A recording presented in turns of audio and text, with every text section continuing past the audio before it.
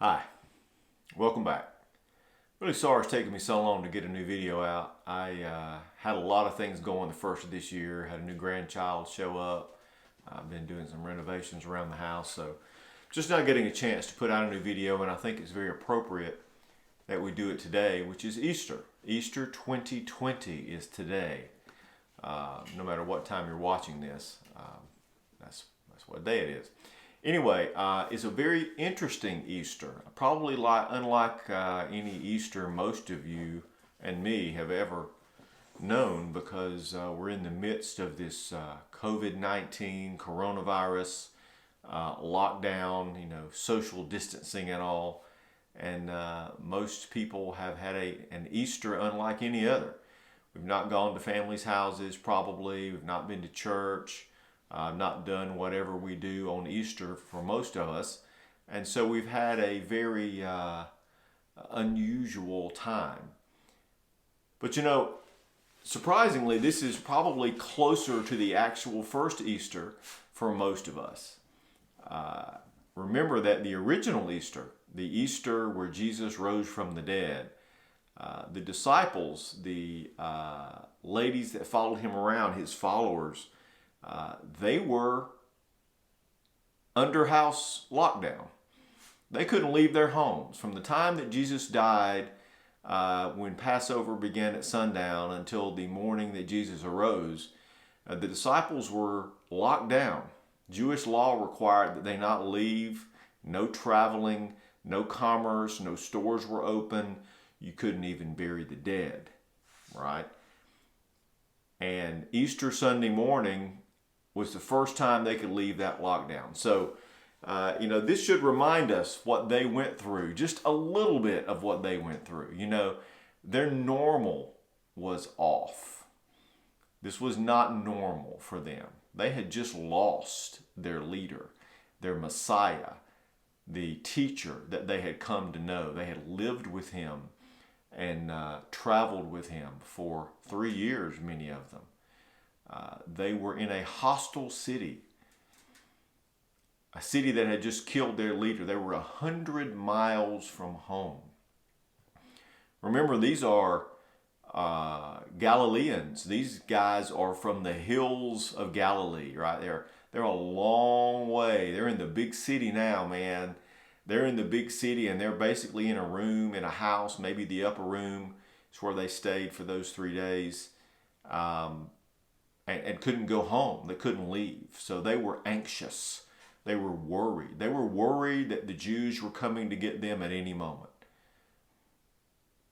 And that Easter morning, when the ladies finally went to the tomb, when they were finally allowed to leave lockdown, when they were finally allowed to go and look for Jesus and finish the work that they could not do during the lockdown that was in place because of Jewish law, they realized that their world was never going to be normal again. And that feeling of being out of your depth, being out of the norm, causes people to be anxious, causes people to be worried, afraid. And I think a lot of people are like that today, just like the disciples were then. They're afraid, they're worried, they're anxious, they don't know exactly what is going on, but in their spirit, in their body, they're just anxious because the norm has been thrown off. And I think that's where a lot of us are today. If you'll go back and you will read the gospel accounts of Jesus' resurrection, and it appears in all 4 gospels, obviously, Matthew, Mark, Luke, and John, you'll notice a consistent theme throughout the first few moments of Jesus' resurrection. The consistent theme there is that both Jesus in his first appearance to them and the angels that were at the tomb, the first words out of their mouth is almost always and consistently, "Fear not. Fear not. Do not be afraid. Fear not." And I think today we need to discuss fear and worry and anxiousness, especially in light of what's going on around us today. Fear and worry. in Matthew 28:5, do not be afraid, for I know that you seek Jesus who was crucified. And then again in Mark 16:6, do not be alarmed. You seek Jesus of Nazareth who was crucified. He is risen. He is not here. See the place where they laid him. That is a good message for today, I think. Do not be afraid. Even after the crucifixion, you'll notice that evening, or later that day anyway, the Bible says in John 20:19, then the same day at evening, being the first day of the week, when the doors were shut, where the disciples were assembled for fear of the Jews. Even later that day, even after all the glorious news that Jesus was arisen, that he was not there, the disciples re-quarantined themselves, went back into their room, shut the door again for fear of the Jews. They're all still huddled up, afraid, worried, and Jesus then appears to them in their midst. And once again, what does he say first? Jesus came and stood in the midst and said to them, peace be with you. Now, that word in the Greek, the word peace there that Jesus used, actually means peace or rest or quietness. Jesus is telling them, listen, relax, be calm, rest, be quiet. He even says it again in the very next verse. He has to say it twice.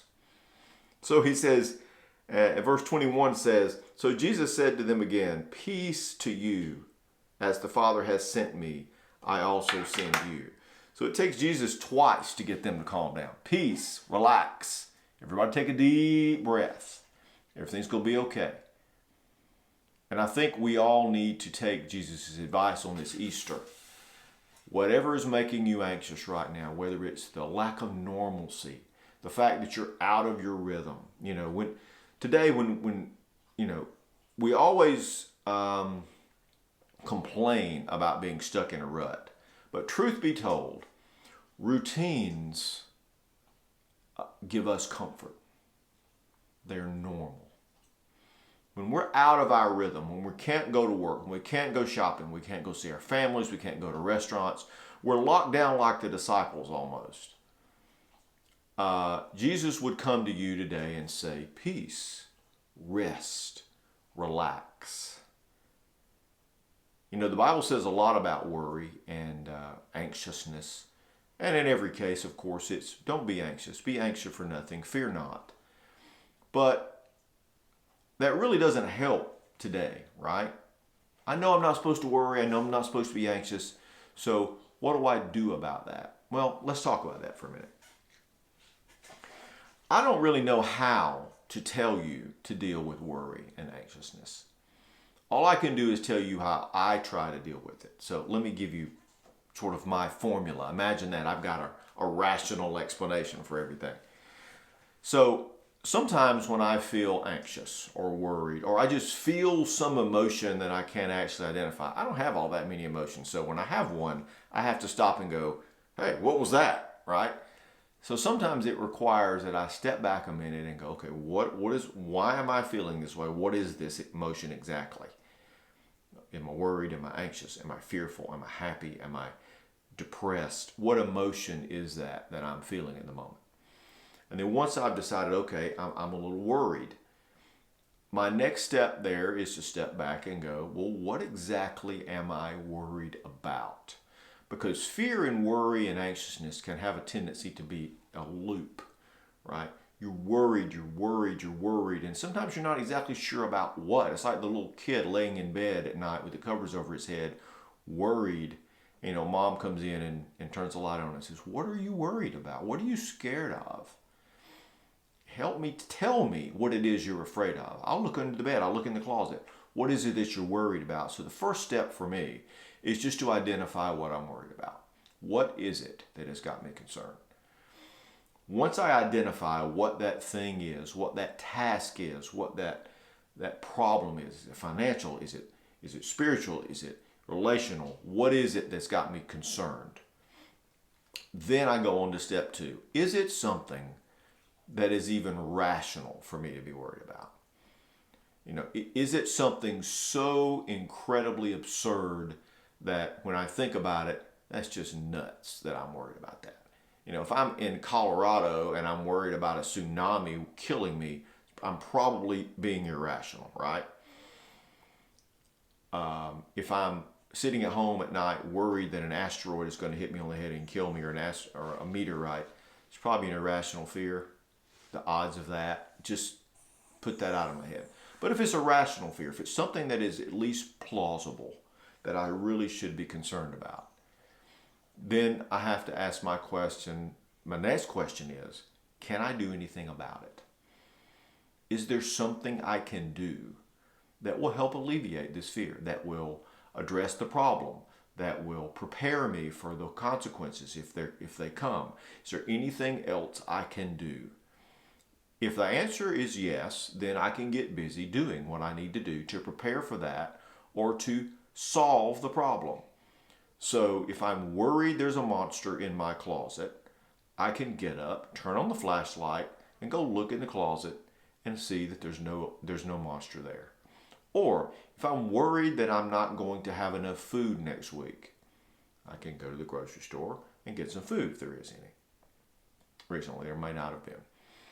But once I have done all I can do to solve my problem, right, myself, I've done everything I can do, then I leave it with the Lord. I ask God to take care of it, and I leave it there. And of course, when you ask yourself, what is the problem and is there anything I can do about it? If the answer is no, there's nothing I can do about it, then again, leave it with the Lord and move on. Put that thing aside once you're done with your little exercise of identifying what it is I'm concerned about. Is there anything I can do about it? If there is, do something about it. Once you're done doing all you can do about it, leave it with the Lord and move on. Now, I know you're saying, well, that sounds easy, but it's not always that easy. I understand that. And the Bible even has some help for you there. Okay, so even after you have gone through that little exercise we just talked about, sometimes it's still pretty hard to get that out of your head. And sometimes, you just can't seem to make it go away. Well, the Bible has some advice for you. Look at Philippians 4:6-8. Fantastic passage. Be anxious for nothing, but in everything by prayer and supplication and with thanksgiving let your requests be made known to God. And the peace of God, which surpasses all understanding, will guard your hearts and minds through Jesus Christ. Finally, my brethren, this is probably pretty familiar to you. Whatever things are true, whatever things are noble, whatever things are just, whatever things are pure, whatever things are lovely, whatever things are of good report, if there is any virtue and if there is anything praiseworthy, meditate on these things. Okay, so Paul is talking about being anxious, right? Be anxious for nothing. So don't worry. Then he tells you, but in everything by prayer and supplication, let your needs be made known to God. As we just talked about, once you've done all you can do, don't be anxious. Tell God what you need and leave it up to him. And then he tells you what to do in order to basically get it off your mind. He says if you do that, the peace of God will guard your hearts and minds. But in order to do that sometimes, look at the next verse, verse 8. He's telling you in verse 8 to put your mind on other things. If there's anything good and worthy and lovely and not the things you're worried about, think about those things. Think about your kids, your pets, the beautiful day outside, how blessed you are to live in America, how much happiness that morning cup of coffee is going to bring you tomorrow as you sit there and just enjoy another day that God has made. Think on the good things. You've got to give your mind and your spirit something else to chew on. Your mind is only only capable of processing really one thing at a time. This myth of multitasking is just a myth. Some people are better at jumping back and forth between things, but you can't actually do two things at one time in your brain. If I gave you 3 easy math problems, 2 times 6, 3 minus 1, and 7 times 2, all easy math problems, and I handed those to you on a sheet of paper and I said, answer all those at one time, you couldn't do it. Now, you might very quickly answer them in sequence, but you can't look at and answer all 3 at the same time because your mind is not capable of focusing on more than one thing at a time. You can see more than one thing at a time, but you can't really focus. You can't really chew. You can't really calculate on more than one thing. That's why Paul is telling you in Philippians to chew on, think on, meditate on the good things. That's how the peace of God can come and replace the worry, the anxiousness, the things that you've got going on in your brain. You know, your brain is a lot like, remember the scene in Indiana Jones where they wheel the ark off into that huge warehouse and they drive it down this long aisle and they stick it in a corner somewhere? Your brain's a lot like that. You've got massive storage capacity in your brain. Okay, you can store a lot of information up there. But in order for you to actually think about something, examine something, chew on it, you got to pull that cart back out of storage, pull that crate out, open it back up and stick your head down in it and start ruminating on what's in it. You need to take the thing, once you have done all you can do about something, you have left it in God's hands, you need to put the top on that crate and wheel it to the back of the warehouse and store it away. There's nothing you can do about it right now, right? You've left it in God's hands. He's going to take care of it. Move on. Wheel another crate out of that warehouse of the good things in life, the things you're thankful for, your grandchildren, your children, your pets, the day, whatever makes you happy. As Paul says, whatever things are lovely, whatever things are of good report. Meditate on those things. Pull those crates out of your warehouse and think on those things. You got to be very careful with the information you put into your brain. You can sit in front of your computer and pull up all sorts of information on the scary, dangerous things that are out there in the world today.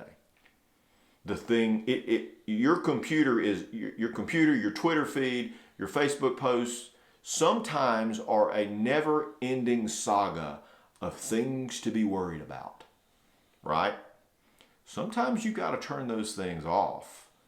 Put those in a crate and wheel them back to the warehouse and pull up some other things because that will make you crazy. You know, this Easter morning as we look back on the disciples and the followers of Jesus, you know, their world had just come to an end, and I'm sure that they were very concerned about their future. They didn't know if they were going to be able to go back to Galilee to their homes or not, or whether they'd be arrested and killed on the way out. They didn't know what their life was going to be in the future. Many of them, most of them, did not have comfortable, easy lives from that point forward. They had a lot to be worried about, truthfully. But over and over, Jesus said, don't worry. Do not be afraid. I am with you. You know, think about all those times in your life. If you're a little older, like me or older, you've been through some things in your life. Think back on all the times in your life where you were worried and anxious and afraid and didn't know what tomorrow would bring. Whether it's relationally, financially, you've got a sick loved one, or you just don't know what to do with your life, or got a huge decision to make. Think of all the times that you were just worried sick, literally, about something. And if you'll think back, you'll realize that most of those times, not all, but most, probably 99.9% of the time, the things you feared so dreadfully never happened. Right? Never happened. And then in those rare occasions where the thing you feared most actually happened, some loved one died, you did actually lose that job. Maybe you lost your house. Maybe something terrible happened in your life. Well, you're still here, right? You made it through. God was with you. He walked with you through that valley of the shadow of death, and you came out the other side. Not that you want to do that again, but it's good to know that you can do that again. Jesus in the Garden of Gethsemane, before he was crucified, asked his Father multiple times, Father, if it's possible, I really don't want to do this. If it's possible for me not to do this, can you please let this cup pass from me? Apparently the answer was no, because he still had to go through that horrible thing. But he came through it, right, to the other side, even if he didn't want to go through it. And sometimes in our life, we just got to realize that even if our worst fears are realized, we're still going to come out on the other side, because God's always with us, and he never leaves us, and he never forsakes us. There's always a possibility that the worst happens, right? That you die. Well, if you're a Christian, what is there to worry about, right? You're home. You're with your Father. When I think of my father, I do think of an actual earthly father sometimes. I like to picture my father as a superhero, right? He's Incredible Hulk, Superman, name your superhero, all rolled up into one, times a million. Nobody can even remotely stand up to him. He is God, our Father. And we're holding him by the hand, right? Walking down the street. He's got us. He's leading us somewhere. We don't really know, but we're walking down the street with our Father. And we're looking up at the most powerful being in the universe who has claimed us as a child, and we're worried. We're anxious. What is there possibly to be anxious about? If you're in your Father's hand and you've got him by the hand and he's got you, more importantly, because little children can pull away from dad, but dad's got you by the wrist, right? You don't hold their hand, you hold their wrist. What is there to be worried about? What a lack of faith that shows in all of us when we're worried or concerned or panicky. God's got you. He's got you by the hand. He's leading you wherever. Enjoy the day. Think on the good things and just go with your dad. Everything's going to be okay. On this Easter, when the world is not normal, just like it was for the disciples, right? Their world was not normal. It had been turned upside down. Their Messiah, their leader, their rabbi was gone, murdered. They're in a foreign city, locked down. Don't know where to turn or what to do next. And Jesus' message to us on Easter is the same as it was to his disciples on that Easter morning. The first thing he said to all of them, and he said it over and over and over to them, was fear not. Why are you worried? Everything's going to be okay. I've got this. So on this Easter, in the midst of COVID-19 and coronavirus and lockdown, and the world has gone as we know it, at least for a little while, God's message to us is the same as it was to his disciples. Fear not. Don't worry. I got this. Think on the good things in life. Move on. Store this thing in your warehouse of your brain. Stick it in the corner somewhere and just enjoy your life.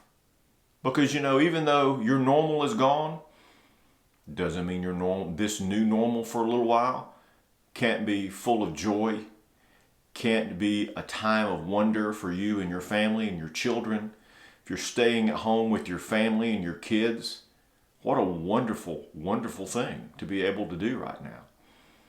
This too shall pass, and you'll be back to your old normal, and you'll be complaining about the rut that you're in and having to go back to the grind. So this Easter, fear not. It's okay. Well, I think that's all I have to say. Until next time, see you soon.